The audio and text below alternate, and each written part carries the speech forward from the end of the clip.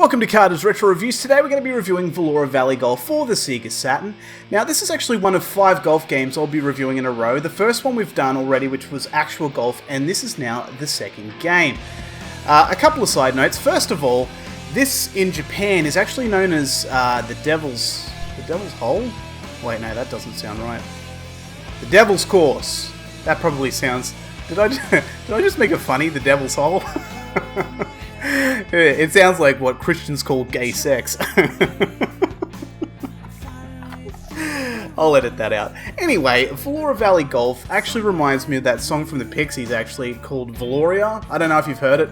Weezer have done an amazing cover of it. If you haven't heard it, check it out now. I mean, yeah, I review Sega Saturn games, but that song is just amazing. You know, pause this, go and listen to that, come back to me. But anyway, for those that are still watching, here's the rest of the review.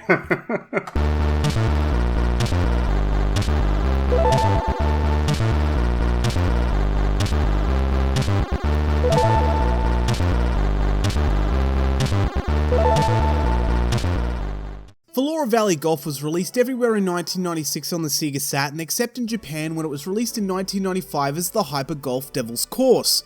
I'm not gonna lie, to me, golf was created before fun. My attitude towards sports in general mirrors that time where Roy and Moss had pretended to be men. Ray, he's kicked the ball. Now the ball's over there. That man has it now. From the little information I found on this game, it was developed by T&E Soft and published by Victor Kai, whose name alone incites anxiousness. The 2 games I know off the top of my head that Victor Kai had any hand in releasing was Criticom, a garbage fighter, and releasing Shinobi Legions to the US, which was... well, actually, that was a hidden gem of a game and highly recommended, but I always err on the side of caution, and being golf, I can't imagine that there would be much to persuade me that this is going to be a repeat of Shinobi. Another review had mentioned that this was originally on the 3DO and was actually a port, but I couldn't find anything to really back that statement up, and it's the only review that's made any kind of connection. So, let's break down the core components. Menu presentation of any golf game made by T&E Soft around this time is not going to get any kind of strong feeling. If anything, they're at the very least functional and not hard on the eyes because the design is pretty poor. A complete lack of imagination going into the look.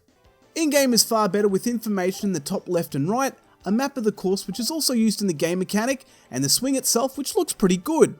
Also, the FMV cutscenes look good and tie in well with the rest of the game. What I didn't like initially was that it seemed a little too busy when you're picking the club or taking the shot, to the point where the shot bar would actually take up so much room it would be on top of information that was already there. But after playing other golf games, I was far less bothered by this because the practicality and the reason for the look makes more sense in the context of other golf games. The graphics in this game are slightly odd, but that also could be a representation of this era in gaming, where digitized characters were considered cutting edge or something. It's very much not the first time I've seen this sort of thing like Battle Monsters or Revolution X, but it's also pretty common in sports games. The thing is, due to the available technology, the digitized characters are very pixelated, grainy, and are pretty hard to look at when you compare with what we have now.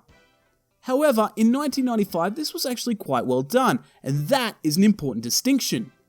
The detailing is pretty poor in the audience and the grass looks, alright I guess.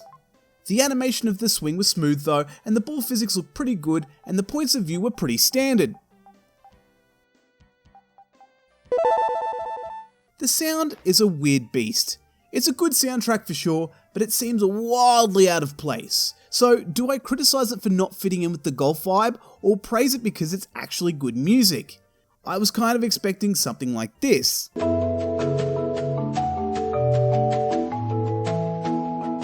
But what we have instead seems to be too upbeat for the environment. This would be the only music more out of place. I guess you could say the same thing about Sonic R, but the energy in the music reflected the pacing and the speed of the game, so it's a hard one to quantify. Am I playing a golf game or the final boss of Mega Man? If I didn't know the soundtrack, it could have been either. The ball landing on the grass sounds like a recorded sound of a hand hitting a microphone, which sounds pretty ridiculous.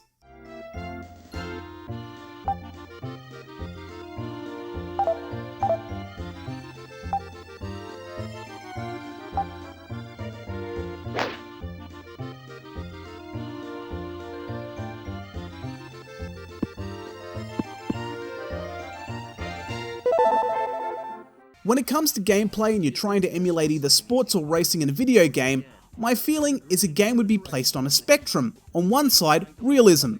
On the opposite end, arcade style playing. This game opts for an arcade style of gameplay with an over-the-top presentation to really elevate it above most of its contemporaries. I feel like I have more control of the shots than I do in most other golf games. The overhead view of the course and the grid when you're on the green gives you the ability to see exactly which direction the shot is going to be made, and that really helps. The difficulty is a little steep to begin with as the golfers you play against are obviously professional, so they only need a shot or two to get it onto the green and maybe a shot or two to make it into the hole. The most ingenious game mechanic is instead of directly competing, you have 4 separate ways to hit the ball so that it accurately lands on the green in one hit. Fire, Psycho, Cyclone, and Warp. The only one I can accurately describe is Warp, where the ball lands 30 feet from the hole in one shot.